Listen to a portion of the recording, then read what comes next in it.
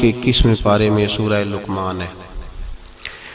جناب لقمان علیہ الرحمن نبی نہیں تھے، اللہ کے نیک بندے تھے۔ حضرت داؤد علیہ السلام کی انہوں نے صحبت پائی تھی۔ رنگ کالا تھا، ہونٹ موٹے تھے، لیکن اللہ تبارک و تعالی نے حکمت اور دانائی بڑی عطا فرمائی تھی۔ آپ کی اس حکمت اور امور خیر کی وجہ سے دور دراز سے لوگ آپ کی خدمت میں حاضر ہوتے تھے اور آپ سے اللہ تبارک و تعالی کی عطا کردہ حکمت اور دانائی سے فیض یاب ہوتے تھے۔ حضرت لقمان نے اپنے بیٹے کو کچھ نصیحتیں فرمائیں۔ اپنے بچے کو انہوں نے کچھ چیزوں کے بارے میں تربیت دی۔ اللہ تبارک و تعالیٰ کو ان کی وہ باتیں اور وہ انداز اتنا پسند آیا کہ رب نے اس کو قرآن مجید میں بیان فرما دی، اور اللہ تبارک و تعالیٰ کا اس چیز کو قرآن مجید میں بیان کرنا اس بات کی دلیل ہے کہ اللہ تبارک و تعالیٰ کی یہ رضا ہے کہ مسلمان اپنے بچوں کی تربیت اسی انداز میں کریں، اسی انداز میں اپنے بچوں کی تربیت کریں۔ یہ عنوان اور یہ باتیں ماں اور باپ کو سیکھنی چاہیے، بلکہ ہمارے بعض بزرگ تو فرماتے ہیں کہ جس بیٹے اور بیٹی کا نکاح کرنے کا ارادہ ہو، اس کو جہاں اور ان کی ضرورت کے مسائل سکھائے جائیں، وہاں انہیں سورہ لقمان کی ان آیات کی ضرور ان تک پیغام پہنچایا جائے، تاکہ انہیں پتہ ہو کہ کس نہج پر، کس بنیاد پر اور کس طریقے سے ہم نے اپنے بچوں کو اللہ تبارک و تعالیٰ کی رضا کے مطابق ڈھالنا۔ انسان سب سے زیادہ مخلص اپنی اولاد کے ساتھ ہوتا ہے۔ اس پر علماء نے کلام کیا ہے کہ بچے بھی اپنے ماں باپ کے ساتھ اتنے مخلص ہوتے ہیں کہ نہیں۔ اس میں تو شک ہے کہ ہو سکتا ہے بچے اپنے ماں باپ کے ساتھ اتنے مخلص نہ ہوں، لیکن یہ طے شدہ بات ہے کہ ماں باپ اپنی اولاد کے ساتھ وہ مخلص ہوتے ہیں، ان کا خلوص مکمل ہوتا ہے اپنے بچوں کے ساتھ۔ تو حضرت لقمان جب اپنے بچے کو نصیحت کر رہے تھے تو وہ ان باتوں کی طرف دلا رہے تھے جو وہ سمجھتے تھے کہ بڑی ہی ضروری ہیں، جن کی وجہ سے ان کا بچہ بڑی خیر پا جائے گا، مکمل کامیابی دنیا اور آخرت کی حاصل کر جائے گا۔ ہم اپنی اولاد سے مخلص ہوتے ہیں، ہمارا اپنی اولاد کے معاملے میں رویہ بڑا خوبصورت اور ہمارا دل اپنے بچوں کے بارے میں بڑا صاف ہوتا ہے۔ ہم چاہتے ہیں کہ ہماری اولاد شجر سایہ دار بنے، دنیا میں وقار حاصل کرے، روزی بھی اللہ تبارک و تعالی شان والی عطا فرمائے، اللہ انہیں ہر لحاظ سے نواز دے۔ تو قرآن مجید ہمیں تربیت دیتا ہے، قرآن مجید ہمارے ذہنوں کی ذہن سازی فرماتا ہے کہ پھر تم اس طرح اپنے بچوں کو ڈھالو، اس انداز میں اپنی اولادوں کی تربیت کرو۔ سورہ لقمان کی جو آیہ کریمہ میں نے سب سے پہلے تلاوت کی وہ 13 نمبر آیت ہے۔ اللہ تبارک و تعالیٰ نے ارشاد فرمایا وَإِذْ قَالَ لُقْمَانُ لِابْنِهِ، جب حضرت لقمان نے اپنے بیٹے سے کہا، وَهُوَ يَعِظُهُ، اور وہ اپنے بیٹے کو نصیحت کر رہے تھے۔ سب سے پہلے انداز کیا اختیار فرمایا، یا بنیا، اے میرے بیٹے۔ لفظوں میں حسن دیکھیے، اے میرے۔ ہمیں جب اپنی اولاد سے ناراضگی ہوتی ہے تو ہم ایک خطبہ پڑھتے ہیں، اس خطبے میں اپنی نیکیاں اور اولاد کی نالائکیاں گنواتے ہیں، سمجھانے کا انداز اختیار نہیں کرتے جاہو جلال میں۔ اور بعض اوقات معاذ اللہ تعالیٰ کچھ ایسے بھی لوگ ہوتے ہیں جو گالی بھی دیتے ہیں، سخت سست بھی کہتے ہیں، لفظوں کی حرمت کا پاس نہیں کرتے، اور وہ خطبہ وہ آدھے گھنٹے کا ہو، 25 منٹ کا ہو، وہ دے کے ہم نکل جاتے ہیں، ہمیں بڑا ستایا ہے تم نے۔ لیکن ہم کسی موقع پر بھی اس پھول کو جڑی بوٹی سے علیحدہ کرنے کی کوشش نہیں کرتے۔ ہم جو انداز ہونا چاہیے وہ انداز ہم اختیار۔ کب ایسا ہوا ہے کہ ہم نے بچے کو بلایا ہو، اس کو اپنی شفقت کی چادر کے نیچے بٹھایا ہو، پھر اس کو ہم نے نصیحت کی ہو؟ اور اگر ہم کبھی نصیحت کرتے بھی ہیں تو وہ دنیا داری کی نصیحت ہے، وہ مال دولت جمع کرنے کی نصیحت ہے، وہ زمانے میں اونچا مقام پانے کی نصیحت ہے۔ حضرت لقمان اپنے بیٹے کو نصیحت کرتے ہیں تو کہتے ہیں یا بنیا، او میرے بیٹے کا لفظ حسین جملہ۔ اللہ کے رسول صلی اللہ علیہ وسلم نے فرمایا اکریموا اولادکم، اپنی اولاد کی عزت کیا کرو۔ اپنی اولاد کی ذرا بول کے بتائیے گا، اولاد کی، کس کی؟ کون عزت کرے؟ ماں باپ کس کی عزت کریں؟ بیٹا جی کہہ کے پکارو، میرا بیٹا کہہ کے پکارو، ان کو وقار دو، ان کو عزت دو۔ اولاد کے لیے تو خیر اصول ہے کہ اولاد عزت کرے گی، اس کے لیے تو کہہ دیا کہ ماں باپ جنت بھی ہیں، تیری دوزخ بھی ہیں، لیکن ماں باپ کو بھی حکم ہے کہ بچوں کے لیے اعزاز کے جملے استعمال کرے۔ ہمہ وقت کا ڈانٹنا، ہمہ وقت کی تلخی یہ مناسب نہیں ہے، ان کے لیے عزت کے جملے استعمال کرے۔ یا بنیا، اے میرے بیٹے، پہلا درس کیا دیا؟ فرمایا لا تشرک باللہ، بیٹے اللہ کے ساتھ شرک نہ کرنا۔ کیوں؟ ان الشرک لظلم عظیم، بے شک شرک بہت بڑا ظلم ہے۔ سب سے پہلی نصیحت اپنی ذات کے لیے نہیں کی۔ ہم ساری زندگی جب بھی لیکچر دیتے ہیں یہی کہتے ہیں، ساری زندگی یہی کہتے رہتے ہیں، میں نے سال گوا دیے، میں نے کاروبار کیے، میں نے دنیا چھوڑی، میں نے پردیس کاٹا تیرے بنگلے کے لیے، تیرے مکان کے لیے، تیری فلاں چیز کے لیے۔ کبھی یہ بھی تو بتائے نا کہ کوئی باپ اٹھ کے کہے کہ میں نے بڑا وقت دیا ہے تجھے اللہ سے جوڑنے کے لیے، تجھے رسول پاک کا غلام بنانے کے لیے، میں نے کئی دہائیاں بتا دی تجھے نبی پاک صلی اللہ علیہ وسلم کی غلامی سکھانے کے لیے۔ اس پر بھی تو کبھی کو باپ اپنی اولاد کو احساس دلائے۔ سب سے پہلی بات یہ کی کہ بیٹا شرک نہ کرنا، اللہ کے ساتھ کسی کو شریک نہ ٹھہرانا، اس سے بچنا۔ آگے اگلا جو حضرت لقمان کا فرمان ہے وہ آیت نمبر 16 کے اندر ہے۔ یہاں شرک کی بات کی، میں تھوڑی اس کی تفصیل عرض کروں گا اپنی بساط کے مطابق، لیکن پہلے آیات سماعت کر لیجئے، ان کا سادہ ترجمہ سمجھ لیجئے تاکہ آپ کے حاشیہ خیال میں عنوان آ جائے۔ سب سے پہلے کہا شرک نہیں کرنا، پھر اس کے بعد کہا سورہ لقمان کی آیت نمبر 16 میں ارشاد فرمایا یا بنیا، اے میرے بیٹے، انہا ان تکو مسکال حبۃ من خردل، اے بیٹے اگر تو اتنی برائی بھی کرے جتنا کہ ایک رائی کا دانہ ہوتا ہے، رائی کا جو دانہ ہوتا ہے وہ چھاؤں میں رکھے تو نظر نہیں آتا، وہ سورج کی روشنی میں نظر آئے گا، اگر چھاؤں میں دیکھنا ہوگا تو آپ کو لائٹیں جلانی پڑے گی۔ تو حضرت لقمان اپنے بیٹے کو نصیحت کرتے ہیں، کہتے ہیں بیٹے اگر تو رائی کے دانے کے برابر بھی گناہ کرے اور پھر وہ گناہ اس طرح ہو فَتَكُنْ فِي صَخْرَةٍ أَوْ فِي السَّمَاوَاتِ أَوْ فِي الْأَرْضِ، چاہے رائی کے دانے کے برابر گناہ ہو اور پہاڑ میں چھپا ہو یا زمین اور آسمان میں چھپا ہو تو کیا ہوگا؟ اپنے بیٹے کو سمجھا رہے ہیں، کہتے ہیں یاتی بِهَ اللہ، اللہ پھر بھی اس کو نکال کے لے آئے گا۔ تیرے تو یہ نہ کہنا کہ میں کوئی پاپی ہوں، میں نے کوئی بینک لوٹے ہوئے ہیں، میں نے کوئی قتل کیے ہوئے ہیں۔ فرمایا رائی کے دانے کے برابر بھی، اپنے بیٹے کو کہہ رہے ہیں رائی کے دانے کے برابر بھی اگر تو نے گناہ کیا تو اللہ اسے بھی لائے گا، اور رائی کے دانے کے برابر ہو پھر چٹان میں چھپا ہو یا زمین و آسمان میں چھپا ہو، اللہ پھر بھی اسے نکال کے لے آئے گا، اس لیے کہ ان اللہ لطیف خبیر، بے شک اللہ باریک باتوں کا جاننے والا ہے۔ فَمَنْ يَعْمَلْ مِثْقَالَ ذَرَّةٍ خَيْرًا يَرَهُ وَمَنْ يَعْمَلْ مِثْقَالَ ذَرَّةٍ شَرًّا يَرَهُ، اگر تو ذرے کے برابر نیکی کرے گا تو اللہ تجھے اس کا اجر عطا فرمائے گا، اور اگر تو ذرے کے برابر گناہ کرے گا تو اللہ قیامت میں وہ بھی تیری آنکھوں کے سامنے لائے گا، اس کا بھی حساب ہوگا۔ تو فرمایا بیٹے اللہ باریک باتوں کا جاننے والا۔ یا بنیا، اے میرے بیٹے، اقم الصلاۃ، نماز قائم کر۔ بیٹے نماز بس کافی ہو گیا؟ کہا نہیں، اب اور آگے بڑھ، وَأْمُرْ بِالْمَعْرُوفِ، لوگوں کو بھی نیکی کا حکم دے، وَنْهَا عَنِ الْمُنْكَرِ، اور لوگوں کو بری باتوں سے منع کر، اور جب تو یہ کام کرے گا پھر لوگ تجھے ستائیں گے۔ ہو ہی نہیں سکتا کوئی حق بات کرے اور لوگ اس پہ تان و تشنیع نہ کریں، یہ ہو ہی نہیں سکتا، یہ ممکن ہی نہیں۔ فرمایا جب تو نیکی کا حکم دے گا اور برائی سے روکے گا تو پھر کیا ہوگا؟ تیرے اوپر مصیبت آئے گی، اب تو نے کیا کرنا ہے؟ پھر تو نے اس آنے والی مصیبت پر صبر کرنا ہے۔ بے شک یہ بڑی ہمت کے کام ہے، یہ بڑی دنائی کا کام ہے، دلیری کا کام ہے، اتنا آسان ہے ہی نہیں، بڑے حوصلے کا کام ہے۔ جسے زندگی ہو پیاری وہ یہیں سے لوٹ جائے، میرے قافلے میں شامل کوئی کم ظرف نہیں ہے، یہ ہمت کا کام ہے، آسان ہے ہی نہیں۔ آگے کیا ارشاد فرمایا؟ بڑی میرا دل کرتا ہے بڑی توجہ سے سنیں ان آیات کو، بڑی کہ آگے ترتیب کیا لگائی حضرت جناب سیدنا لقمان کیا کہتے ہیں؟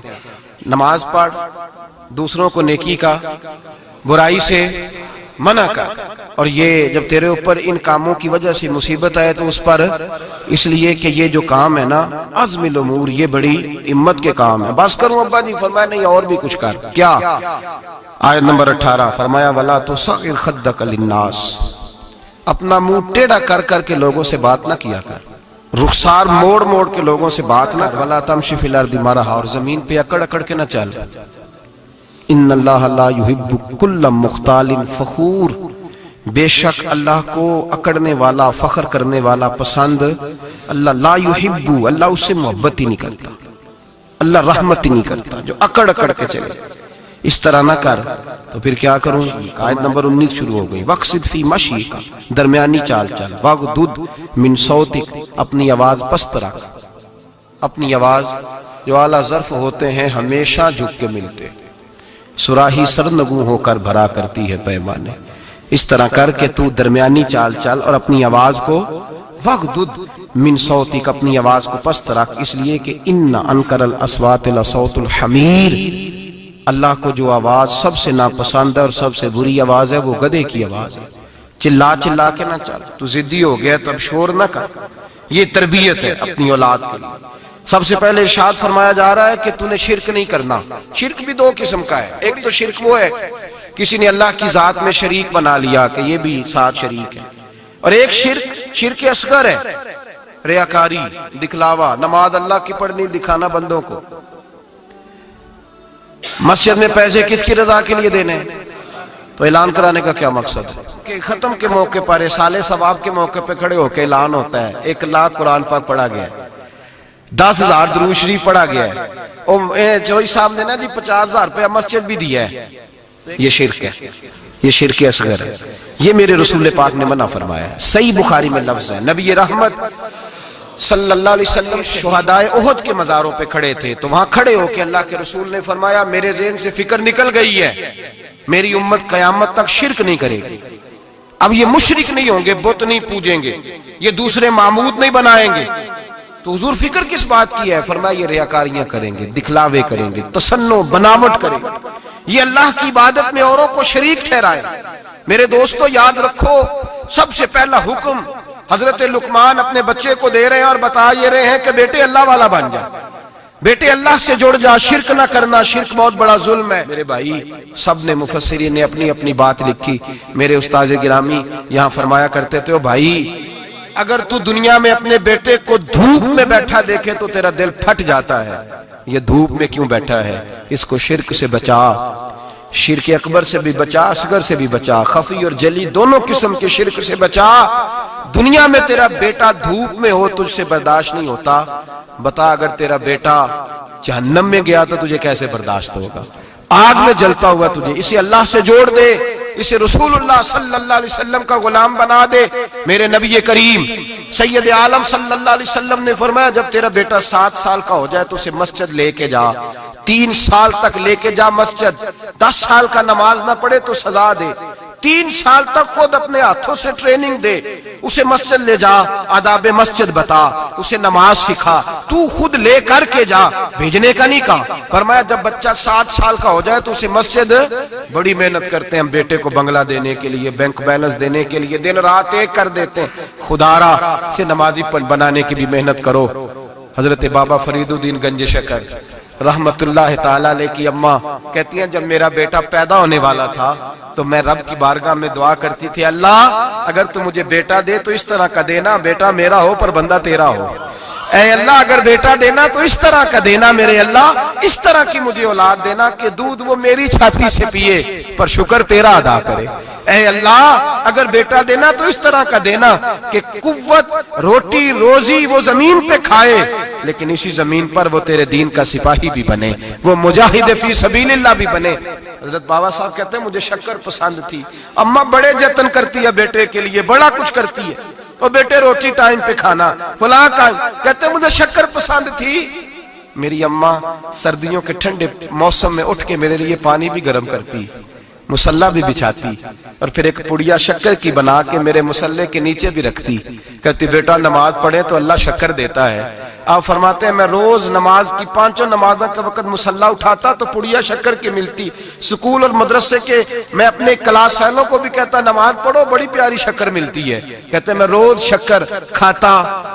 ایک سویرے فجر کی نماز میں اماں نے وضو تو کرایا، مسلح بھی بچھایا، پر دیہات کی وہ سادی بی بی جس کا سارا کام بھی خلوص پہ مبنی تھا، جو آکسفورڈ سے پڑھی ہوئی تو نہیں تھی لیکن آداب ممتا اسے سارے آتے تھے، جو کسی یونیورسٹی کی سند یافتہ تو نہیں تھی لیکن بیٹے کے ساتھ کس طرح کا رویہ اختیار کرنا ہے یہ سارا اسے پتا تھا۔ کہتے ہیں سادی اماں نے سارے کام کیے، لیکن شکر رکھنا بھول گئی. بابا صاحب کہتے ہیں میں نماز پڑھنے لگا تو ماں نے یہ بھی بتایا تھا کہ نمازی کے آگے سے نہیں گزرتے, نمازی کے آگے نہیں ہوتے. اب اماں کہتی ہے میں مجبور ہوں, درس بھی میں نے دیا ہے, بھول گئی ہوں, اب شکر رکھنے جاؤں گی تو پردہ کھل جائے گا. ایک کونے میں لگ کے ماں روئی, بیٹے کی شفا کے لیے نہیں, بیٹے کی نوکری کے لیے نہیں, بیٹے کے اچھے مستقبل کے لیے نہیں. ماں روئی, آنسو بہے تو کہتی کیا ہے, اے اللہ میں اسے اپنے آگے جھکانے کو جتن تھوڑی کرتی تھی, تیرا بنانے کا جتن کرتی تھی. اے اللہ مہربانی فرما, میری پردے داری کر, اگر راز کھل گیا تو میرا فرید نماز نہ چھوڑ جائے. بابا صاحب کہتے ہیں اماں تڑپتی رہی اور میں نے نماز پڑھ کے مصلی اٹھایا. پہلے پڑیا ہوتی تھی, اب تو پورا دریا شکر کا بہ رہا ہے. فرماتے ہیں میں نے وہ اٹھائی, شکر کھائی اور میں نے چیخ کے کہا اماں جلدی آ, آج بڑی لذیذ ہے, آج شکر کوئی انوکھی ہے. اور آج تو کمال شکر دی ہے میرے اللہ نے, ایک پڑیا کی جگہ پورا دریا بہ رہا ہے. بابا صاحب رحمت اللہ علیہ فرماتے ہیں میری اماں آئی اور میری اماں نے بازو کھولے تو ماں کی ممتا ہی بتاتی ہے کہ اللہ کی رحمت کس طرح کی ہوتی ہے. کہتے ہیں میں نے اماں کے سینے سے لگا تو اماں رو کے کہنے لگی بیٹے پہلے میں شکر دیتی تھی, آج شکر بنانے والے نے شکر عطا فرمائی ہے. ساری زندگی پیشانی سے سجدے کا نور نہیں گیا, ساری زندگی وہ لذت عبادت نہیں گئی, اس لیے کہ استاد نے ڈنڈے سے نمازی نہیں بنایا تھا, اس لیے کہ پیر صاحب نے یہ کہہ کہ نمازی نہیں بنایا تھا کہ نماز پڑھو گے تو روٹی میں برکت ہو جائے گی, اس لیے کہ علامہ صاحب کا وہ بات سن کے ہم نمازی نہیں بنے تھے کہ جس نماز میں بتایا جاتا ہے کہ بیماریاں ختم ہو جائیں گی نماز پڑھنے سے. اماں نے رب سے جوڑنے کے لیے نمازی بنایا تھا. ساری زندگی بابا صاحب کہتے رہے اٹھ فریدہ ستیا, چاڑو دے مسیح, چل ہن اٹھ فریدہ ستیا, چاڑو دے مسیح, او تو ستا ہے رب جاگدا تیری ڈاڈے نال پرید. ساری زندگی نماز کا, نماز کی ٹریننگ دینا, اپنے بچوں کو اپنے رب سے جوڑنا, اپنے بچوں کو اللہ کے ساتھ ان کا تعلق بنانا, ان کو رب والا بنانا, انہیں رسول پاک کا غلام بنانا, یہ ڈیوٹی ہے ماں باپ کی. ماں باپ اپنے بچوں کے سینوں میں اللہ کی محبت داخل فرمائے. میرے نبی کریم سید عالم صلی اللہ علیہ وسلم نے ہمیں جن چیزوں کے بارے میں تلقین کی ان میں سے ایک یہ ہے کہ اپنے بچے کو نمازی بناؤ, انہیں مسجد لے کر کے جاؤ, انہیں پیغام اللہ کے دین کا پیغام خود سکھاؤ. شرک کے بعد جو ارشاد فرمایا وہ یہ ہے کہ چھوٹا سا گناہ, یا بنیا ان تکو مثقال حبۃ من خردل فتکن فی صخرۃ او فی السماوات او فی الارض, بیٹے چھوٹا سا رائی کے دانے کے برابر بھی گناہ اگر تو کرے گا, اور وہ گناہ چاہے پہاڑ کے پیچھے ہو چاہے زمین و آسمان میں چھپا ہو, اللہ اسے بھی چھوٹے چھوٹے گناہ سے. مثالیں بہت ساری ہیں لیکن سادی سی بات ہے نا. میرے نبی کریم سید عالم صلی اللہ تعالی علیہ وآلہ وسلم نے فرمایا ہے کہ مومن بزدل ہو سکتا ہے, مومن کاہل ہو سکتا ہے, کنجوس ہو سکتا ہے, لیکن مومن کبھی جھوٹا نہیں ہوتا. نبی پاک صلی اللہ علیہ وسلم فرماتے ہیں جب تو جھوٹ بولتا ہے تو اتنی بدبو نکلتی ہے کہ تیرے کرامن کاتبین چھوڑ کے پیچھے کھڑے ہو جاتے ہیں, اتنی بدبو نکلتی ہے تیرے وجود سے. تربیت ہی ہے نا. محبوب سبحانی, غوث سمدانی, شیخ عبد القادر جیلانی. اماں کیا کہتی ہے, اماں کہتی ہے عبد القادر میں تجھے بغداد پڑھنے بھیج رہی ہوں, لیکن ماں کی یونیورسٹی کا پہلا سبق بھی یاد کر لے بیٹا, دیکھنا تیری زبان سے کہیں جھوٹ نہ نکل جائے, تو حسن کا پوتا اور حسین کا نواسا بنتا ہے, ایسا نہ ہو کہ تو سادات کرام کی سفید چادر پر کوئی دھبا لگائے. بیٹے تیری زبان سے جھوٹ نہ نکلے. بڑی مشہور بات ہے نا, حضرت غوث اعظم کی اماں نے 100 دینار سی دیا ہے, ڈاکو رستے میں مل گئے, تیرے پاس کیا ہے, کہا 100 دینار ہے. وہ کہتے ہیں چور تھے, ہمیں تو بڑی دور بیٹھا پیسہ بھی نظر آ جاتا تھا, پر عبد القادر کے سارے کپڑے ٹٹولے, پر ہمیں 100 دینار نظر. پکڑ کے لے گئے سردار کے پاس جو ڈاکوؤں کا بھی سردار ہے, اس کو کہا یہ بچہ کہتا ہے جی میرے پاس 100 دینار ہے پر نکلتا نہیں. وہ کہنے لگے بیٹے جس کے پاس پیسے ہوتے ہیں وہ بتاتا تو نہیں, تو تیرے پاس ہیں بھی نہیں تو کیوں شور کر رہا ہے. تو آپ کہنے لگے ہیں میرے پاس, کدھر ہیں, یہ غور کیجیے. اماں کہتی ہے بیٹے تم نے جھوٹ نہیں بولنا. کہتے 100 دینار یہاں سیا ہوا ہے. ڈاکو کہنے لگا تھے تو نظر کیوں نہیں آتے. تو غوث اعظم جیلانی کہنے لگے میرے پاس ہیں, تمہیں نہیں نظر آئے تو علیحدہ بات ہے. کہا کدھر ہے, تو یوں کھول کے دکھایا اپنا کرتا بٹن کھول کر, یہ سیے ہوئے ہیں. डाकुओं के सरदार ने देखा तो पैसे तो अपनी जगह थे, बेटे का चेहरा देखने लगा, कहने लगा छोटे से बेटे लोगों के पास होते भी हैं तो डाका पड़ जाए लोग छुपाने की कोशिश करते हैं, तूने जाहिर क्यों किए? तो हजरत गौसे आजम की सच्ची जुबान, चेहरे पे इत्मीनान की रोशनी और अम्मा की यूनिवर्सिटी से ली हुई डिग्री और बाप के इदारे से ली हुई सनद, हजरत गौसे आजम जिलानी उस डिग्री का अपना इल्म आगे तकसीम करने लगे। कहने लगे सारा कुछ हो सकता है, अब्दुल कादर की मुंह से झूठ नहीं निकल सकता, इसलिए कि मैं मां से वादा करके आया हूं कि जिंदगी में हमेशा सच बोलूंगा, झूठ नहीं निकलेगा। और लफ्जों की सदाकत थी। 11-12 साल की उम्र, मासूमियत के जुमले ऐसे निकले कि डाकुओं का सरदार कांपने लगा, राशा तारी हो गया, पलट के उसके आंसू निकले। हजरत गौसे आजम चले तो पीछे पीछे चल दिया। कहा तू मेरे पीछे क्यों आ रहा है? कहने लगे जिस मस्जिद तुम जाओगे मैं भी उसी मस्जिद में नमाज पढ़ूंगा। अपने वर्करों से कहने लगा तुमने डालने डाके तो डालो, मुझे तो इसके सच ने धो डाला है। वो कहने लगे अगर हमने बुरे काम तेरे पीछे लग के किए हैं तो नेकियां भी इकट्ठी करेंगे। मेरे भाई ट्रेनिंग, तरबियत बच्चे को घर की माँ की गोद अगर सच बोलना सिखाए, और अगर अम्मा ही कहे जा देख के आ तेरी चच्ची तेरे बारे में क्या कह रही है, या सुन के आ वो फला आदमी क्या कहता था, जरा जासूसी का। और अगर बाप ही उसे कहे कि जा बाहर वाले से जाके कह दे कि अब्बा जी घर में नहीं है, तो कैसे उसके अंदर सदाकत पैदा होगी? वो किस तरह दयानतदार बनेगा? किस तरह वो मुआशरे के अंदर अच्छा किरदार अदा करेगा? हजरत सैयदना हबीब अजमी रहमतुल्लाह ताला अलैह के पास एक शख्स आया करता था, सोबत में भी बैठता था, लेकिन काम वो ठीक नहीं करता था, सूद का धंधा था, लंबे चौड़े उसके मसाइल थे। हालांकि एक ही बेटी थी, वो भी दोनों टांगों से माजूर थी, दोनों टांगों से माजूर, बड़े हकीम तबीब दिखाए लेकिन बच्ची को शिफा नहीं होती। शख्स भी अपने मिजाज के लिहाज से अच्छा नहीं था। कहते सवेरे सवेरे आया तो कहने लगा हुजूर मुझे तौबा करा दें, आज के बाद ना झूठ बोलूंगा, ना हराम खाऊंगा, ना शराब पीऊंगा। तो कहते हैं जितने लोग बैठे थे कान खड़े हो गए। कहा तुझे क्या हुआ? कहने लगा 11-12 साल का नौजवान आया, मुझे तौबा करा गया। चढ़ती जवानी, 11-12 साल, 14-15 साल का बच्चा मुझे तौबा करा गया। तो कहते हैं हम महबे हैरत हुए कि इतना सा बच्चा। तो कहते हैं किसी नेक बाप का बेटा था, किसी परहेजगार माँ का बेटा था, घर में तरबियत हुई। इतने बच्चे तो खानका भी नहीं जाते, इतने से बच्चे थोड़ी किसी इदारे के फारिग तहसील होते हैं, किस मदरसे से पढ़े होते? कहते छोटी सी उम्र। तो कहा जनाब आपको कैसे मिला? तो वो शख्स कहने लगा हुजूर कल मैं गया बाजार, मैंने बगदाद के चौक से 10 किलो मछली भी खरीद ली और कुछ और जरूरत की चीजें भी, मेहमान आने थे, वो सारा कुछ खरीद के मैं जब निकला तो सामान ज्यादा हो गया। चौक में मजदूर बैठे होते थे, मैंने कहा भाई मेरे साथ फलां मोहल्ले तक सामान पहुंचाना है। वो बच्चा कहने लगा चचा अगर मैं चलूं तो। मैंने उसको एड्रेस वगैरह बतलाया तो 3 दिनार मजदूरी तय हो गई सामान घर पहुंचाने की। कहते मेरे साथ वो निकला और जब रास्ता तय करने लगा तो रास्ते में गर्मी बड़ी सख्त थी, जोहर का वक्त था। जरा हमने चंद कदम उठाए, 2-4 गलियां गुजरे थे कि अजाने जोहर की आवाज आने लगी। तो कहते हैं बड़ी मिन्नत के अंदाज में, बड़ी गुजारिश के अंदाज में मेरी तरफ देखा, उम्र छोटी सी है। कहने लगा चचा अगर इजाजत मिल जाए तो मैं जोहर की नमाज पढ़ लूं। कहते हैं मैं एक जगह फट्टे पे बैठ गया और गप्पे करने लगा, सामान वहां रखा, मैंने कहा पढ़ ले नमाज। कहते हैं बच्चा नमाज पढ़ने चला गया, बाकी लोग देर से आए, वो नमाज पढ़ के जल्दी आ गया। मैंने कहा बेटे तू जल्दी आ गया है? कहने लगा इसलिए जल्दी आया हूं कि आप ये ना समझे ये काम चोर है, मैंने नफल छोड़ दिए हैं, फारिग होके पढ़ लूंगा। कहते हैं सामान उठाया, रास्ते में गर्मी शिद्दत की थी, उसका पसीना बहने लगा, मैं आगे बढ़ा, मैंने कहा बेटे सामान थोड़ी देर के लिए मुझे दे दो, गर्मी ज्यादा है। कहने लगा चचा किसी का तरबियत याफ्ता हूं, किसी ने ट्रेनिंग दी है। कहा माँ बाप ने कहा था हराम लुकमा घर ना लाना। का बात क्या हुई? कहने लगे मैं आपको नहीं दे सकता, इसलिए कि 3 दिनार मजदूरी घर पहुंचाने की तय की है, अगर आप उठाएंगे तो फिर मैं पैसे पूरे नहीं लूंगा।